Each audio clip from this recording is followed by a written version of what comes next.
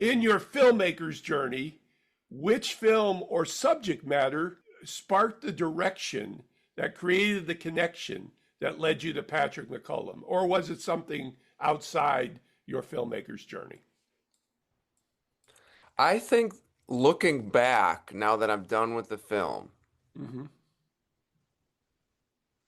that it's a spiritual journey that had to happen, that I was sort of always going towards this kind of material because it forced me to kind of confront a lot of things and also go deeper into kind of the spiritual realm that I've always been kind of curious about, but maybe haven't had the opportunity to do, or just it wasn't the right time.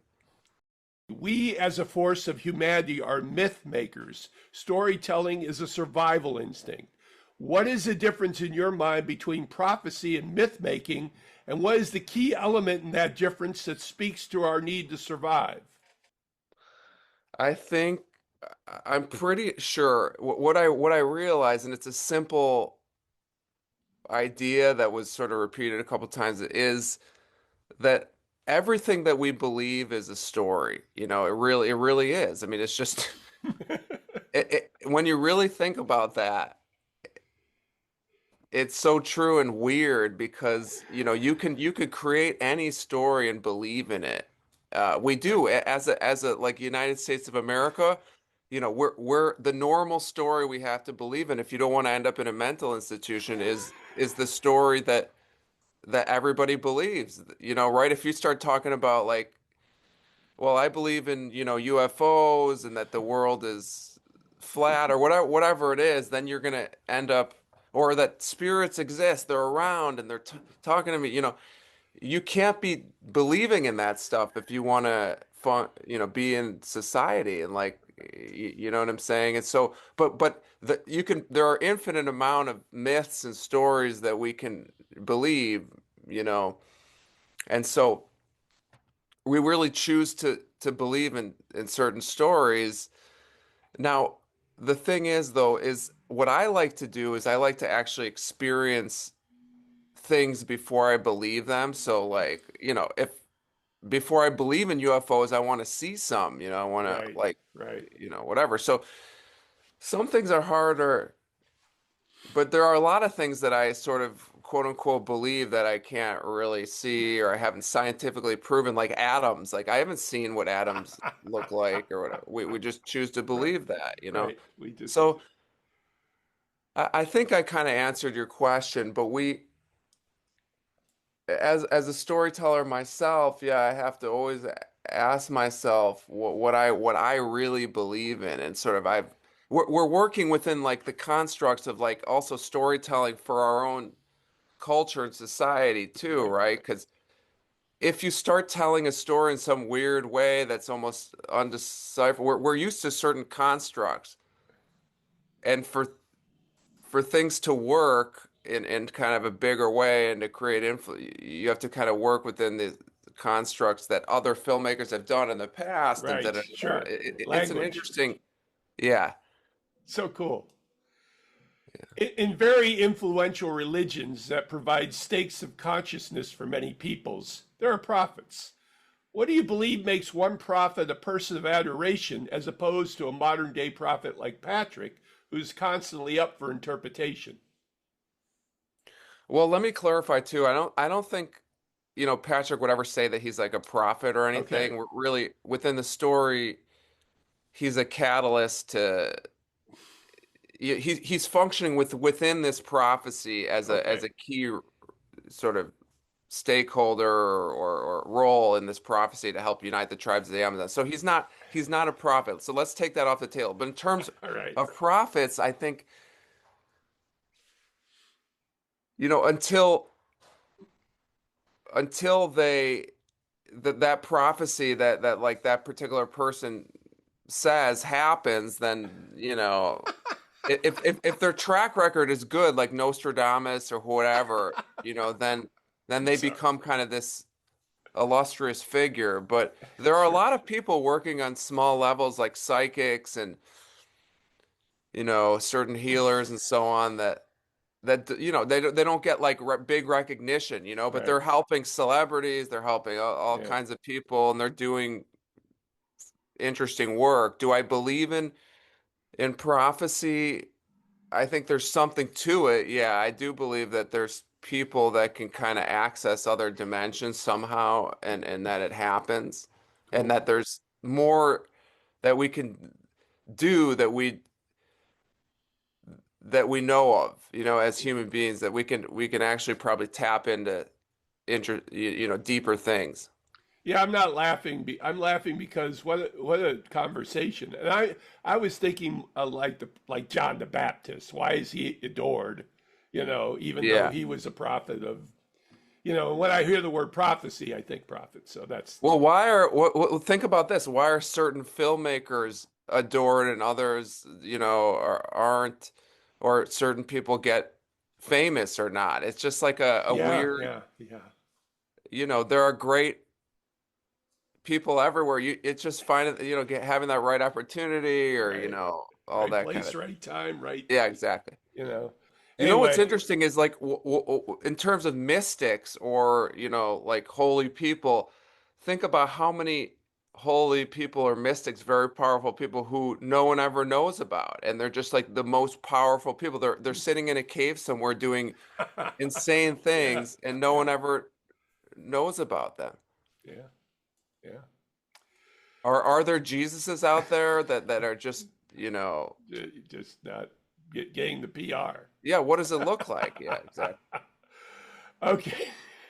Having just read Don Quixote, I was intrigued by your characterization as Sancho Panza. What was your favorite Sancho Panza moment in your adventures with Don Patrick? Oh, You did show two scenes of you expectorating, so I was yeah. I think it was like there's that moment in the film where, after that call he got from Chief Phil A, and he said, we just fulfilled the prophecy right there on this call. We just, and he's talking like it was, like, does he think I'm like an idiot, or like, what is going on here? Like, we just fulfilled the prophecy. It's all done. It's all done right there on that call. You know, I'm just like, what am I doing here? This is insane, like, yeah, so there was a like moment after moment of that, but then, I would be fascinated, like, literally all the time being with him because of his wealth of knowledge and right. ability to But do that's things. Panza was. He couldn't help but be with Don Quixote because he was fulfilling an adventure element of his life. Yeah, it was a constant learning with him. It's like being with a guru, not that I want a guru or anything, but Right. just like you're like, wow, oh my God. Just like going to a university of life, and like just being Wow. with this character, and you know, the it was just incredibly interesting, you Yeah. know. It's interesting too when you know the collective or whoever you were talking to was trying to think of Sancho Panza's name, and when the name came up, the look on your face was excellent. I was like, Yeah, yeah, what a realization. I know, right? I know. Beautiful. You're like, we're all just fools, you know? Exactly. You, you did a doc called In Search of Greatness in 2018. What characteristics in Patrick did you recognize through the research of that film?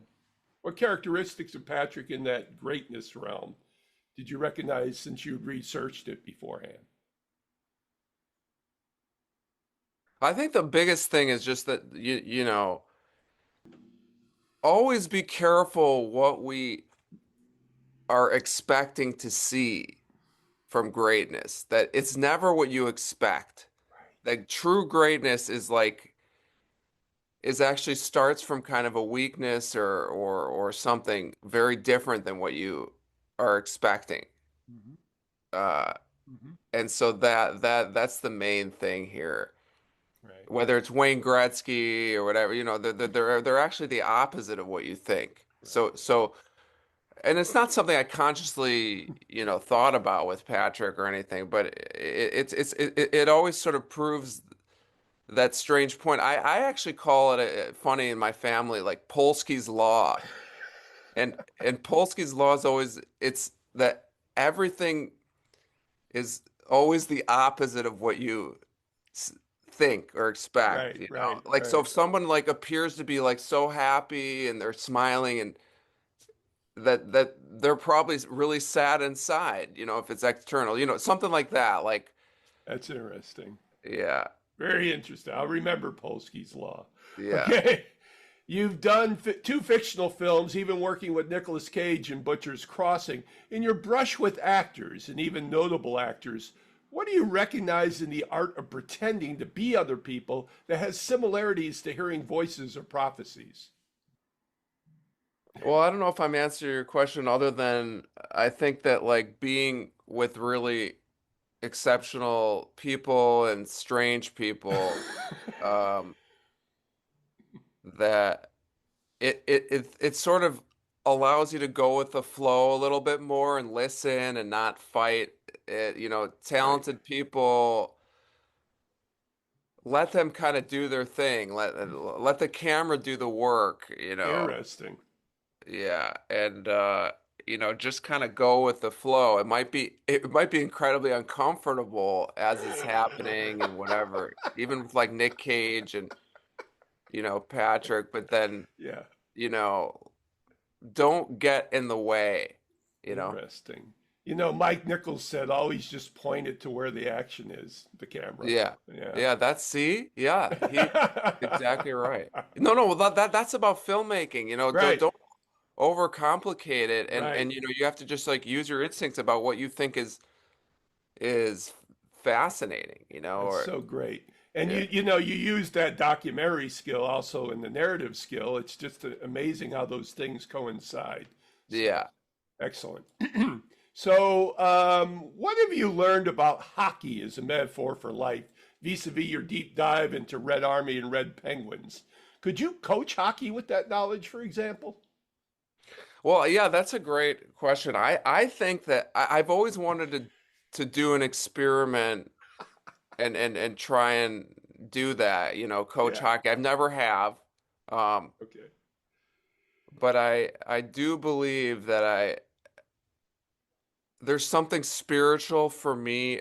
I don't even like hockey anymore, to be honest. I mean, I did it, I played it, I loved. There's something I loved about the freedom of it, the creativity, that expression, be able to express yourself physically and Right. because the physical body it's not about mastering it, but it's a tool to express things. Right. Uh, Yeah. even believe it or not, on the ice, like what you do with the puck is an expression of who you are. If you're just throwing it away or whatever, it's all an expression. With a camera, with film, how your tone and what you're trying to say and how you say it is who you are. So look at all the other filmmakers. They have their own expressions, their tones, whatever. That's who they are. Right.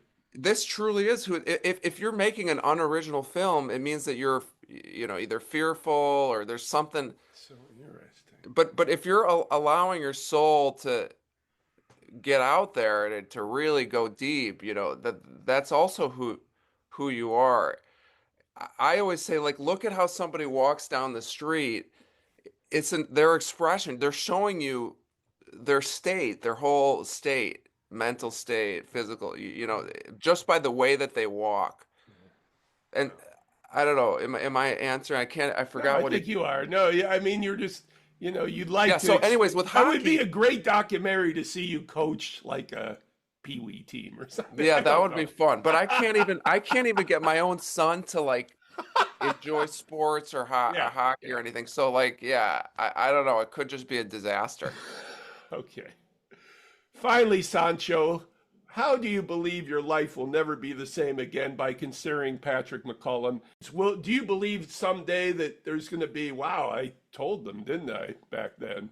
Or That he that will say that. no, you will say that because of your experience with this film.